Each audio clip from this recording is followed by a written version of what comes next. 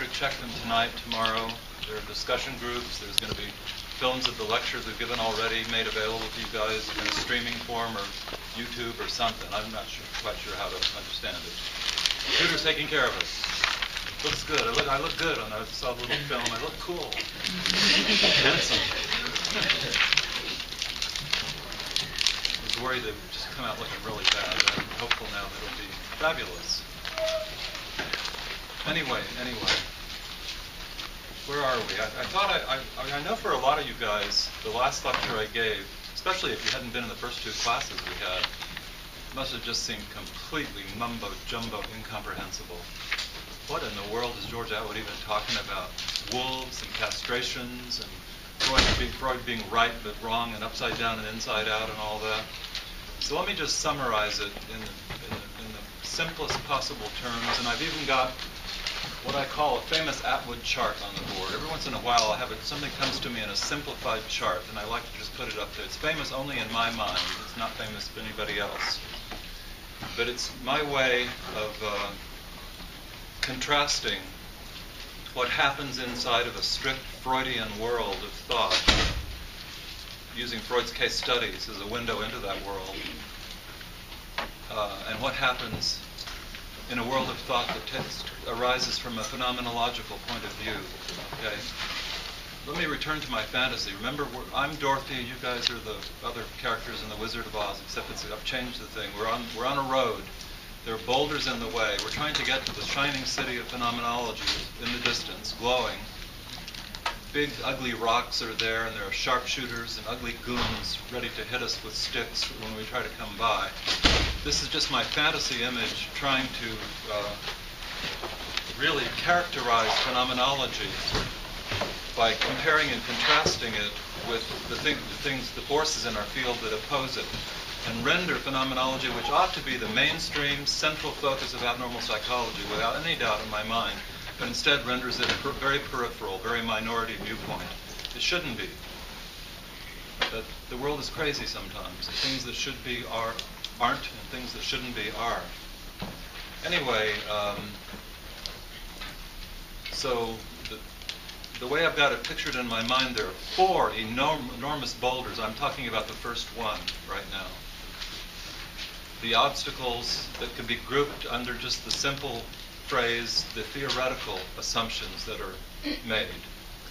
And I'm giving examples of theoretical ideas that certain people in our field, sometimes the majority of our field, have or still do embrace, that make phenomenology impossible. And behaviorism obviously does that because it denies experience itself as anything that it makes sense to study.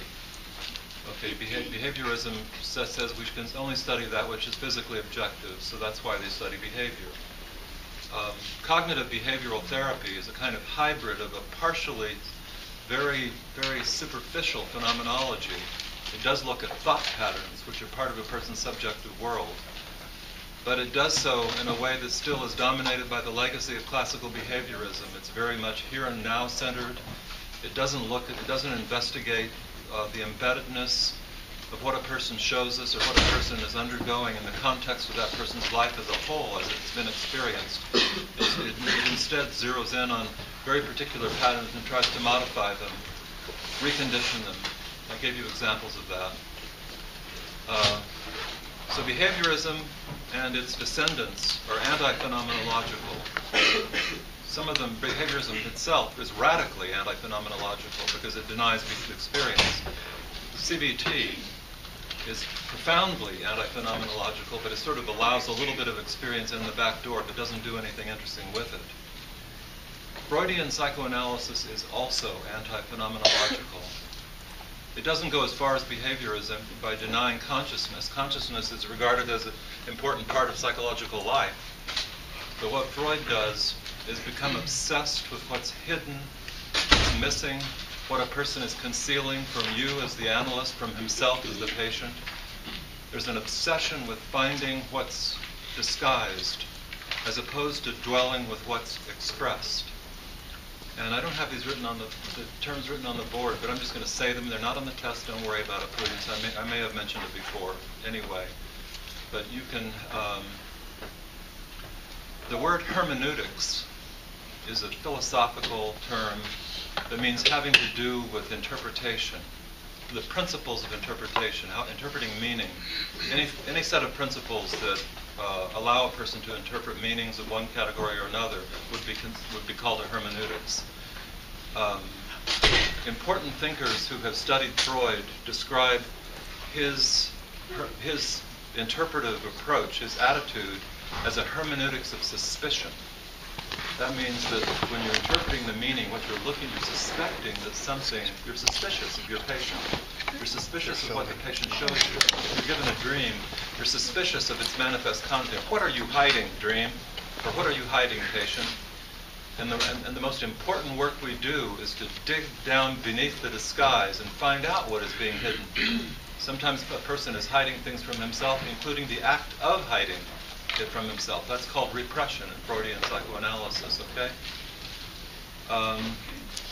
So hermeneutics of suspicion just means an attitude of always thinking something's being hidden. Donna Orange has coined another phrase that she thinks is more appropriate, and it would apply to a phenomenological approach. It would be a hermeneutics of trust rather than a hermeneutics of suspicion.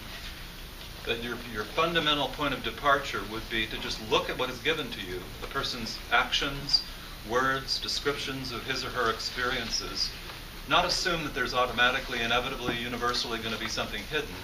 There's a meaning trying to be expressed, and the people generally are doing all they can to express who they are, to tell the story of their lives in a variety of different ways, in their dreams, in their symptoms, in the stories that they tell to their analysts, and the stories they tell to themselves.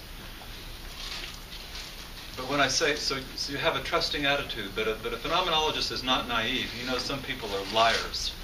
They just are big, fat liars, okay? And also, a phenomenologist knows that one of the things that liars can do sometimes is lie to themselves and believe their own lies. So you're not naive. You know that this can happen. You don't just go in trusting anything that is said, whatever it is. You know, I got Newt Gingrich on the mind now, but I don't want to go there. He's a very fine gentleman. He's going to lead us to a colony on the moon. Aren't you looking forward to that? It's going to be a new state. The moon. Anyway, I want to move there when they get it done. Whatever. So are you guys with me so far? This is all abstraction. Freudians are not friendly with phenomenologists, and phenomenologists are not friendly with Freudians. Phenomenologists think Freudians overdo the suspicion attitude. They universalize the idea of the lie, of the falsehood, of people being false to themselves, and so on, without naively assuming that this can't happen. It obviously does happen in our lives. So then I gave you the story of the Wolfman as an example. Now on my chart, what I have is three elements of the case, and then what Freud said and what phenomenology would say, so that we can just compare the two. First of all, the symptom that the patient brought to Freud in the first place, that with which the patient was unbearably suffering. You can't minimize how terrible the state was that this patient was in. He felt there was an invisible veil surrounding him. You couldn't see it, he couldn't see it, but it's a sense of being radically cut off from one's surroundings, even from the physical objects around you, from other people, absolutely, as if you're a million, billion light years away, even though you're just right next to them in physical space. This is a state of mind that is sometimes called estrangement. The phenomenologist would think the word estrangement. That's what I think when I look at it. This man was in a state of terrible, terrible estrangement. Freud doesn't dwell on this, hardly mentions this symptom at all in his analysis of the case. And I've studied it in minute detail to see exactly what he does with it. And there actually are two comments only that he makes about the veil. One is that it's a remnant, a memory remnant of a physical aspect of the scene Freud reconstructed speculatively that he thought happened when this little boy, perhaps at the age of 2 or something, maybe even 1.5, who knows, woke up one morning to find his parents engaged in sexual intercourse. And it became very alarming, scared him in all these different ways that Freud talked about. But Freud hypothesized, once he had convinced himself that this reconstruction has to be true, and he was completely convinced of its validity, that the little boy was probably in a bassinet or something with a veil over it. and looking through the veil, but it was transparent enough for him to see what the parents were doing, going at it like crazy sexually. Okay? So the veil experience doesn't have any importance in itself. It's just a little detail in the trauma history of this patient for Freud. A second interpretation he suggests in his article is that possibly another part of the Wolfman psychology was a desire to return to the womb, to climb back inside his mother's body, and to achieve a state of prenatal bliss, to just retreat from the whole scary, frightening field of his emerging sexuality, of his traumatic encounter with his parents' sexuality, and just go back to mama in the ultimate sense, and that the veil is a womb symbol. It's like the uterus or something. Did the Wolfman think that that was true? No, he rejected it. He had no sense of that. So Freud is saying there's an unconscious meaning that is concealed inside these images. They are the manifest picture of what the patient is telling you, but really we need to strip that away, rip it off, and reveal what's really there underneath. So phenomenologists wouldn't do that. You wouldn't trace an estrangement experience to a particular veil that was over a bassinet or something. It just would be seen as a really important experience in its own right. It's a devastating sort of thing that kills people. And it kills them by rendering life so unbearable that they commit suicide. And that's Sylvia Plath's story in The Bell Jar, as I was telling you guys. The Wolfman could have ended as a suicide too. He did not. Second, the wolf dream itself. Okay? The dream is the patient is in his bedroom, the window's open, the wolves are there, they're scary, anxiety skyrockets. He wakes up, has the dream a zillion times, starting at about age 3 or 4. What does Freud do with it? Well, I told you what he did.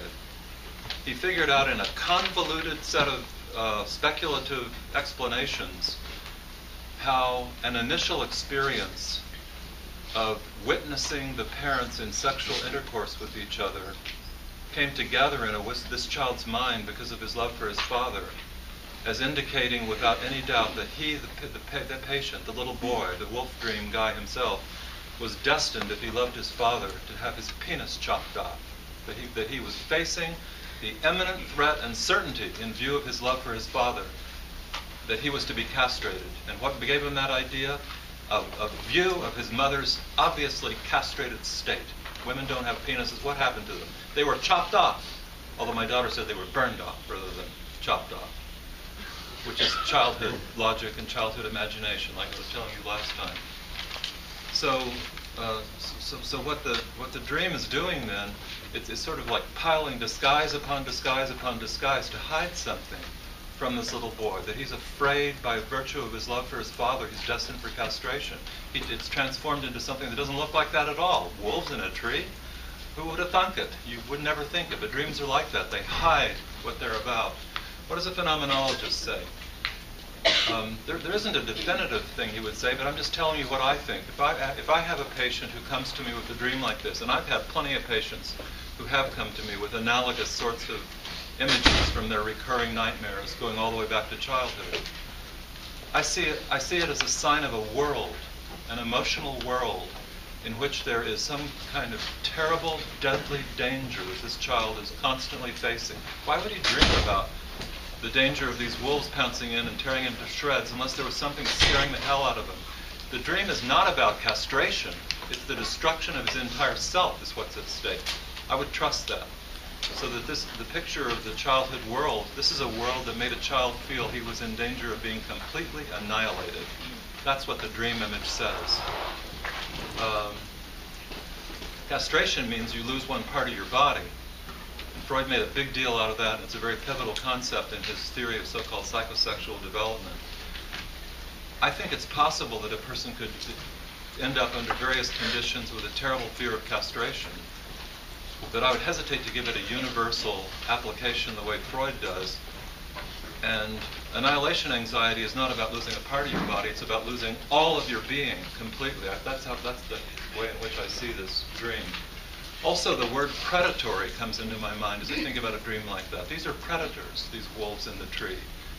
This child is about to become the victim of it. I would be suspicious without being sure, not of the patient, but of the family system that gives a child a recurring nightmare of being in danger of being annihilated by predators.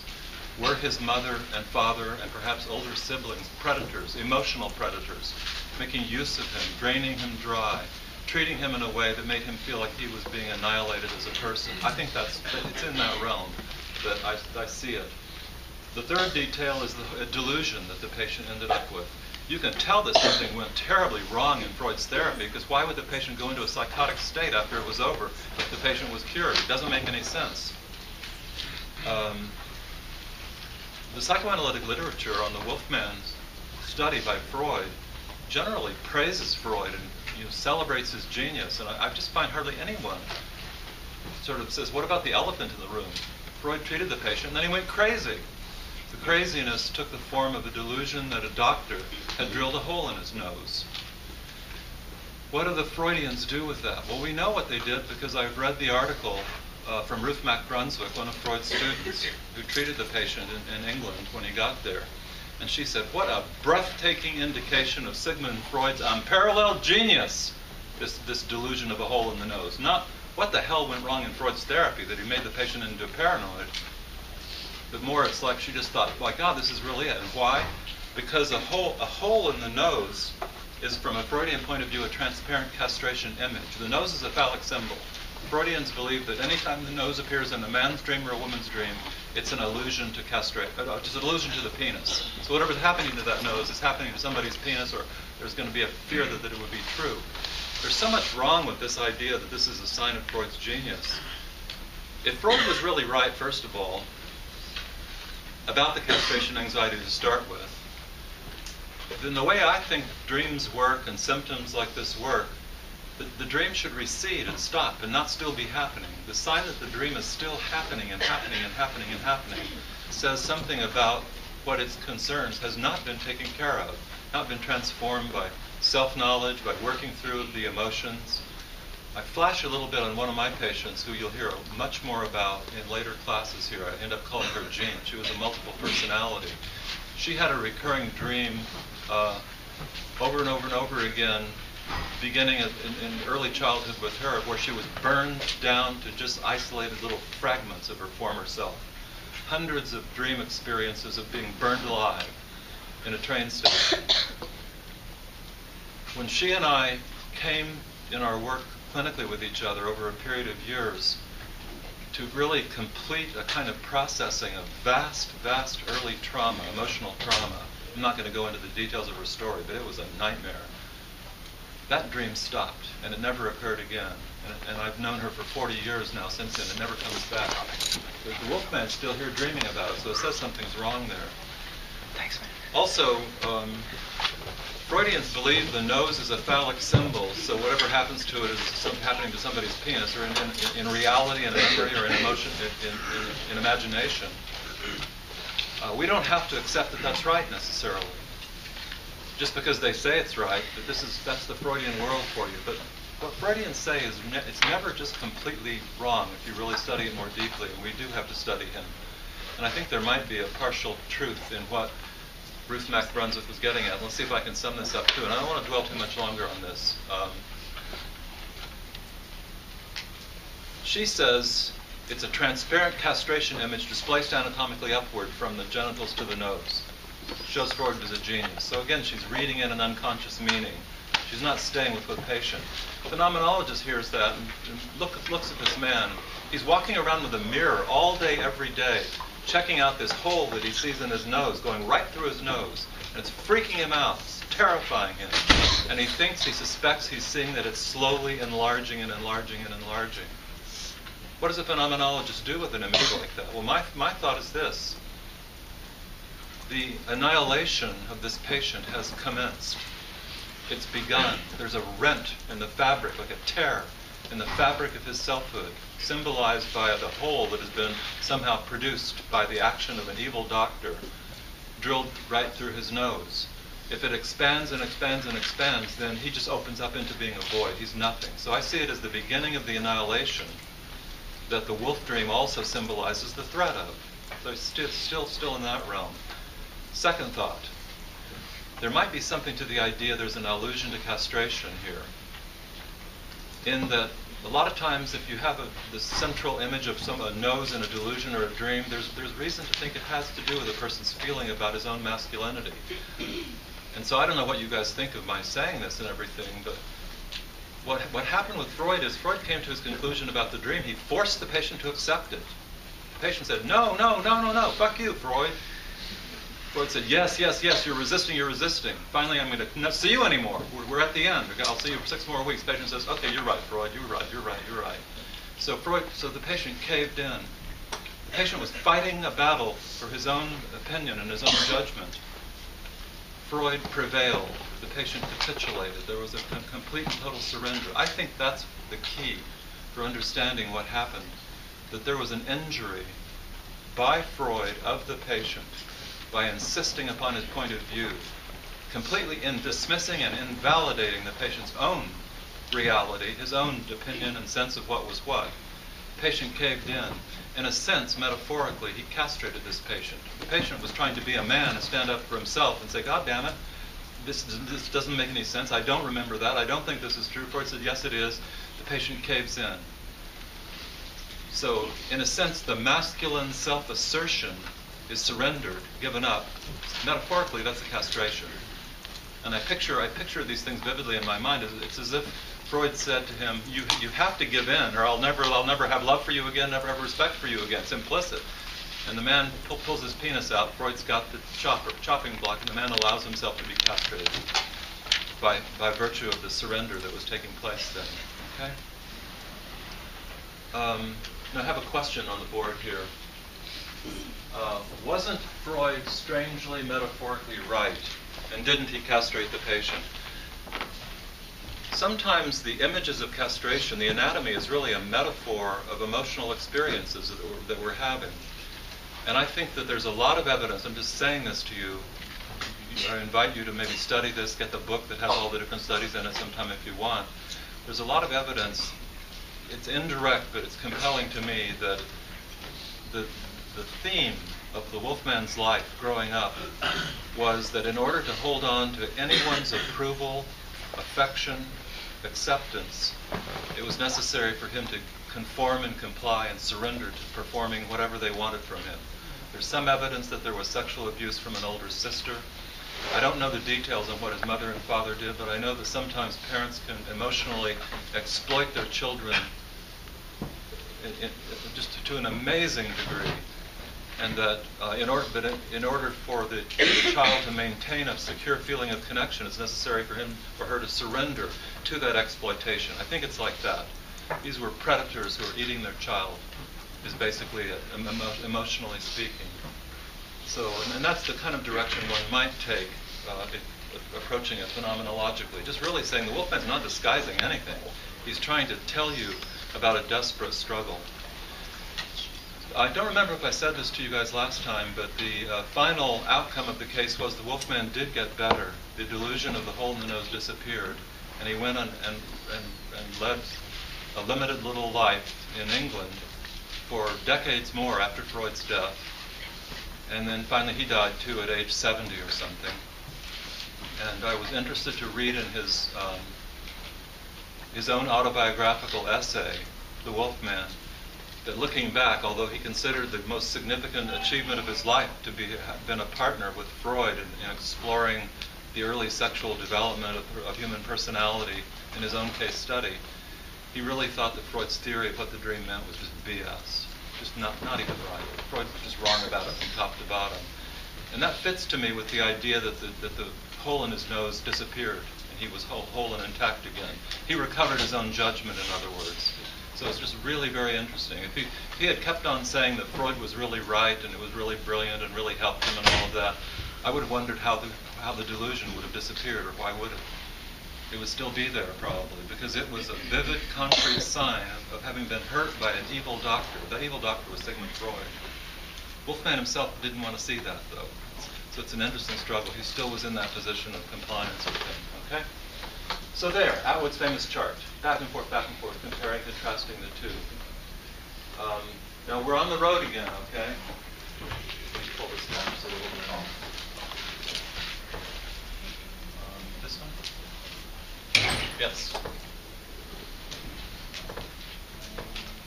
There are four giant boulders there.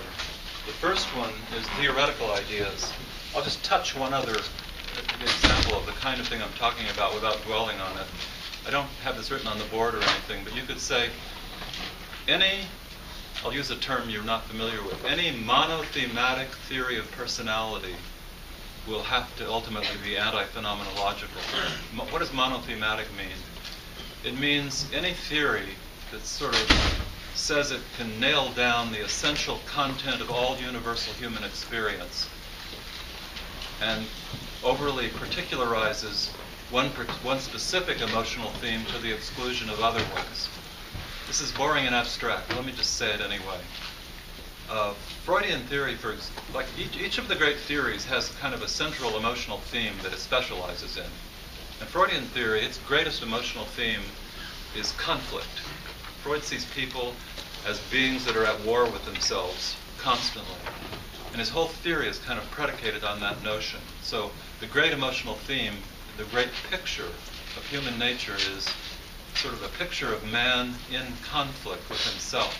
And sometimes that conflict spills over into outer conflicts and wars. But the ultimate one is between the forces that reside inside of us that are always struggling and battling with each other. That's Freud for you. So every person is seen as riven with conflict, universally. If you go to a Freudian therapist, before you even go in the door, you're knocking on the door, the therapist already knows something about you before you even come in. He thinks he knows that you are a person at war with himself. The details he wouldn't know. So he's going to hear the story of your life to find out how your conflicts are going and how they are expressed and how they can be transformed maybe. But they always know that's what it is.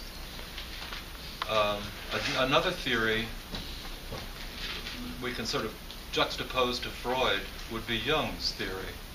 And Jung's magnificent theory, that I always liked a lot better than Freud's anyway, sees human beings not so much as struggling with conflict, but as struggling with fragmentation, the falling to pieces of the sense of self, and the driving need to find pathways for the unification of oneself, to become coherent, whole, self-contained.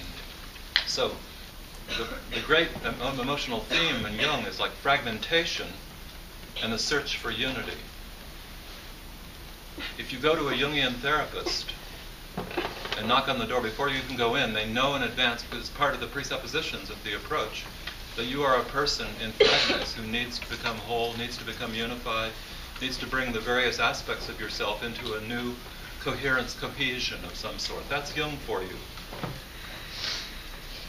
There is such a thing as fragmentation and the need for unity, but Jung universalizes it to all people. There is such a thing as being at war with oneself. I think Michael Mahoney was at war with himself, about something that happened in his life.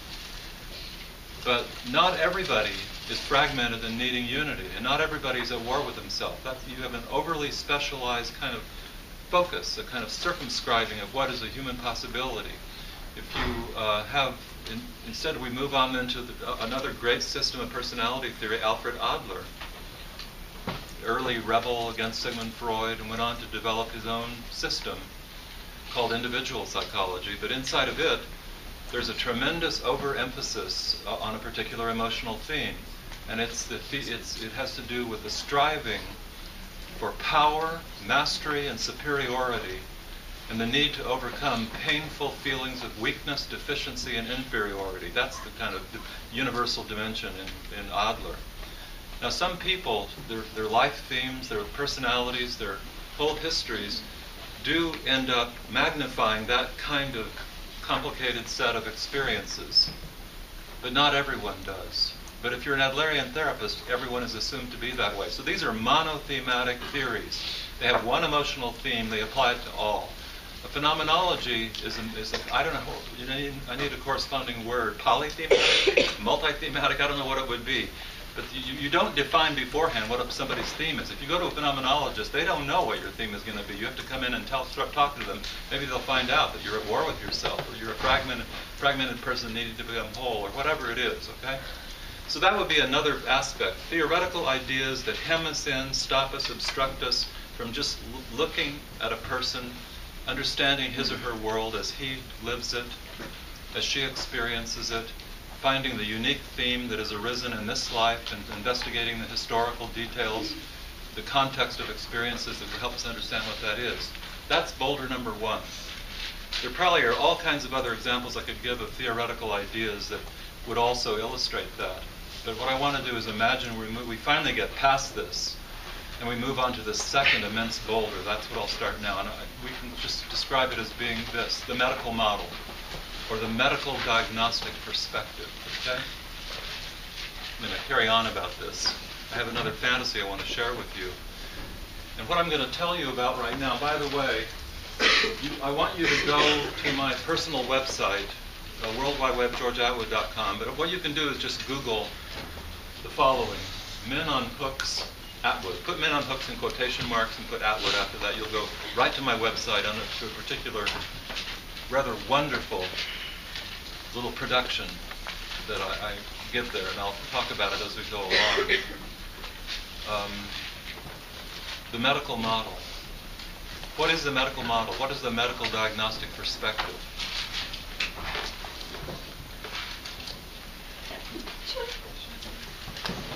It is the enemy of phenomenology, first of all. That's why I have it as one of my big boulders sitting in the way, and something stops us.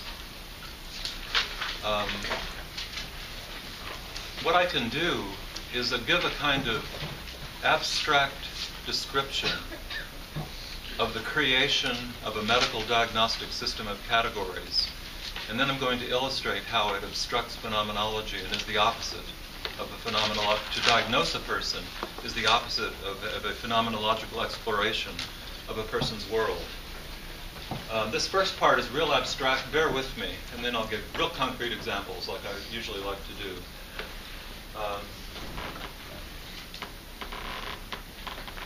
Men on Hooks.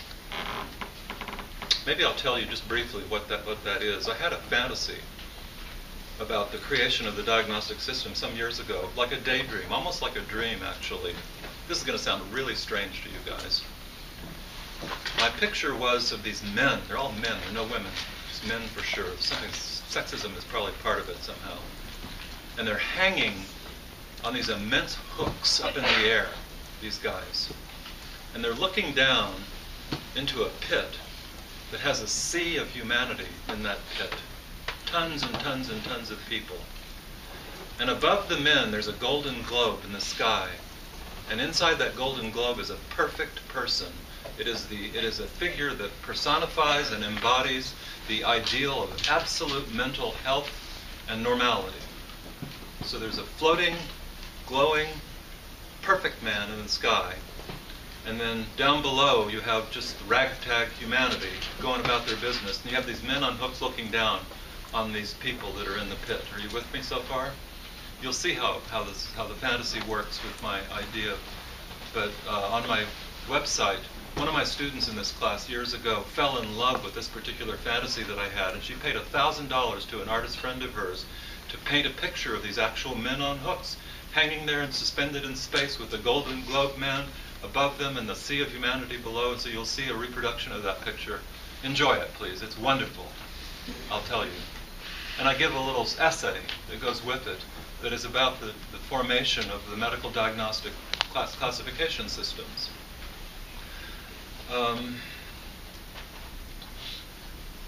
I want to describe the logic or the process by which a diagnostic system is brought into being. When I was a graduate student, years upon years ago, mid-60s, I had to write one of my term papers in my first year of graduate school in psychopathology on the history of medical diagnostic systems in psychiatry. And I ended up getting involved in reading like a whole bunch of different ones, like 9 or 10 important, impressive systems that appear to go back maybe 300 years, German ones, Dutch ones, Italian ones, English ones, including modern ones that we were using then. Diagnostic DSM-2 was being used at the time I was in graduate school. Today it's DSM-4, soon to be DSM-5. DSM is Diagnostic and Statistical Manual, is what they call it. It's produced by the American Psychiatric Association, a bunch of doctors. Anyway, let me tell you without going through any details of the history at all, an overwhelming impression I got as a young graduate student from reviewing the systems that were used in the early 20th century and the late 19th century and the early 19th and the late 18th, and even going back to the early 18th, to classify so-called mental illnesses. The systems are very different from each other. But I came away from a semester of studying these and reading these and trying to understand them with the idea that any one of them was as good as any of the others.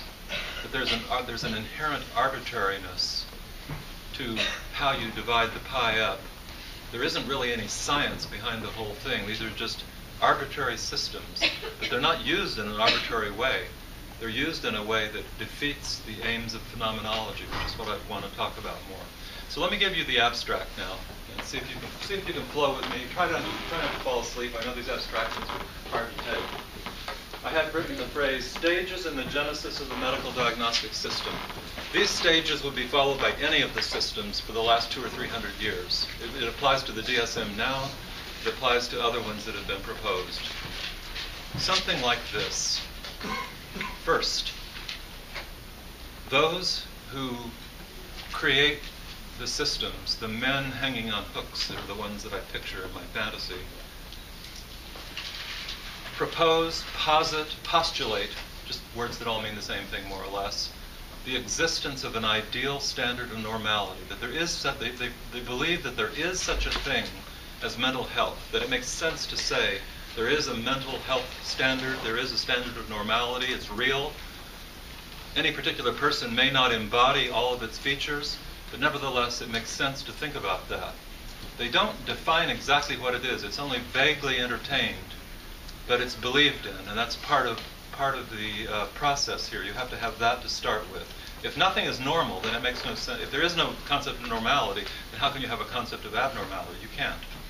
So it starts with that. That's the man inside the globe in my visual image of the whole thing. So look at that and you'll see it. You'll see what the artist has done with my image. Second, a vast number of people are observed.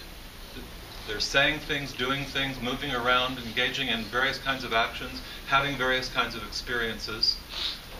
And so what takes place in the genesis of the system is that the psychiatrists who are setting it up, the men on hooks as they're hanging there in space looking down upon the sea of humanity going about its business, they notice that there are many, many varieties of ways that the behavior, the experience of the people they're looking at depart from the norm, that they deviate from the standard of the ideal, okay? And they begin writing down numerous ways, and they find 50, 60, 100, 200, 300 ways in which various people deviate from the norm as embodied in the man inside the globe above. So what they've done is basically created a list of deviations from the norm, 50, 60, 100, 500, okay? This is how it starts.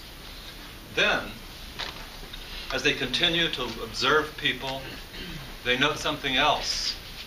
Sometimes the ways in which people deviate from the norm being the globe ideal that they have above their heads that they compare the people in the pit, which is you and me. Sometimes the ways in which people deviate from the ideal kind of correlate with each other and co-occur in clusters. So there will be certain people that deviate from the norm in this way, but those same people will deviate, the whole group of them will deviate from the norm in another way, and there will be 3 or 4 or 5 ways that cluster together, co-occurring departures from the ideal. And that gets very exciting to these men on hooks because they think they're discovering something important and that they're looking at. You can group, in other words, you can begin to group people according to which cluster of co-occurring deviations from the ideal that they show. So then the next step is to put a name on these clusters of co-occurring correlated departures from the standard, from the norm, okay? You put names on them. So now we have just humanity being observed, deviating in all kind of complicated ways from an ideal that you've postulated as being real. You found intercorrelated sets of departures that we're putting labels on, and then comes the killer moment. crucial stage is this one. I have it now number 5 here. I'm going to use a word that you might not be familiar with. It is the reifying of the names, the reifying of the labels. What the word reify means is you take something that is abstract and you turn it into something concretely real, something substantial and real and objective, okay? That's what that word means. The names for just lists of co-occurring intercorrelated deviations from an ideal, that's just a label on an abstract class. But in the reifying of it instead, what you start to think of, this is more than just a class. What these co-occurring deviations from the ideal really are signs of an inner illness. The labels I've given here are not just class names. They are designations of an internal illness that is real and has its own substantial being inside people. So I have reifying the labels, names. These correlated clusters then become illnesses, diseases, disorders that afflict the person. We're now off and running into a system of